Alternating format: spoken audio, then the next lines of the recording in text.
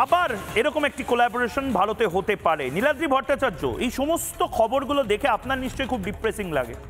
মানে আপনি যদি মুখ্যমন্ত্রী চেঞ্জ করতে পারতেন, মমতা বন্দ্যোপাধ্যায় পারছেন না।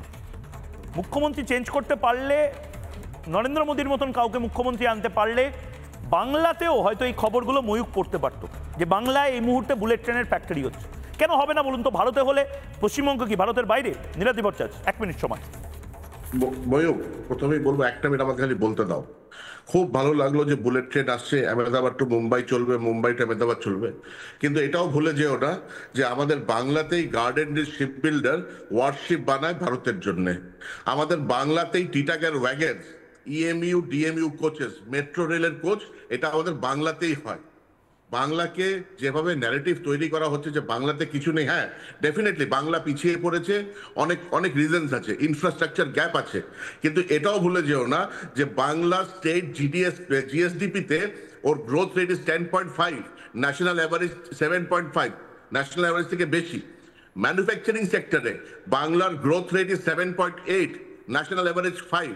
আর এটা আমি কোনো পত্রিকা দেখে বলছি না, নীতি আয়োগের রিপোর্ট দেখে বলছি। বাংলাতে গত 2024 অব্দি 13,000 কোটি টাকার এফডিআই এসেছে।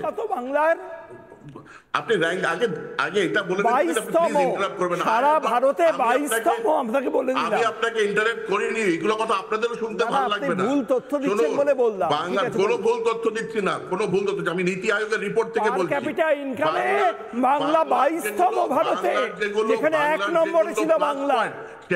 সেগুলোকে দেখান। বাংলার মধ্যে জুট আছে, টি আছে, লেদার ইন্ডাস্ট্রি আছে, ফুড প্রসেসিং আছে। বাংলা এগুলোতে এখনো এগিয়ে রয়েছে।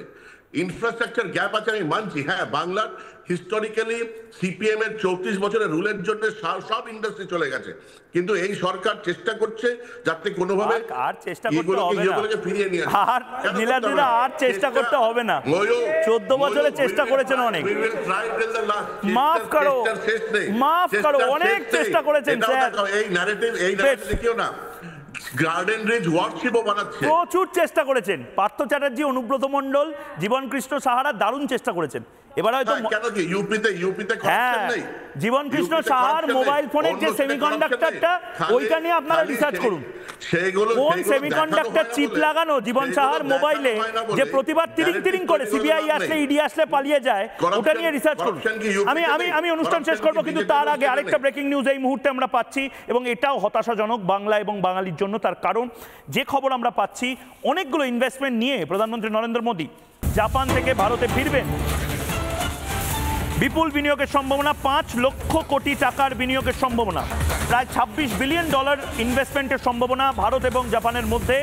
গুজরাট, কর্ণাটক, আসাম, তামিলনাড়ুতে হতে পারে আরও একাধিক সেমিকন্ডাক্টর প্লান্ট। আবারও বলছি, যারা ইতিমধ্যে ইন্টারেস্ট শো করেছেন গুজরাট, কর্ণাটক, আসাম এবং তামিলনাড়ু, আপনারা হয়তো জানেনও, অসমে টাটা নিজের বৃহত্তম সেমিকন্ডাক্টর প্লান্টটা তৈরি করছে।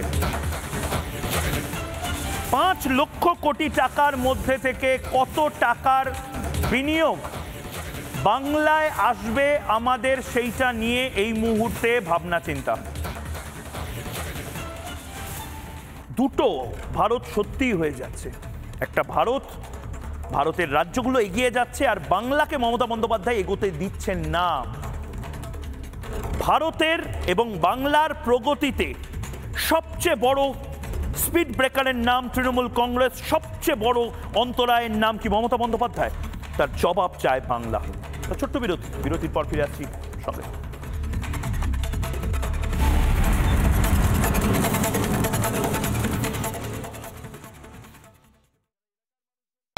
নানা ধরনের কন্টেন্ট দেখার জন্য লাইক করুন, শেয়ার করুন আমাদের ফেসবুক পেজ, সাবস্ক্রাইব করুন আমাদের ইউটিউব চ্যানেল। পাশাপাশি অন্যান্য ব্রেকিং নিউজের জন্য অবশ্যই চোখ রাখুন রিপাবলিক বাংলায়।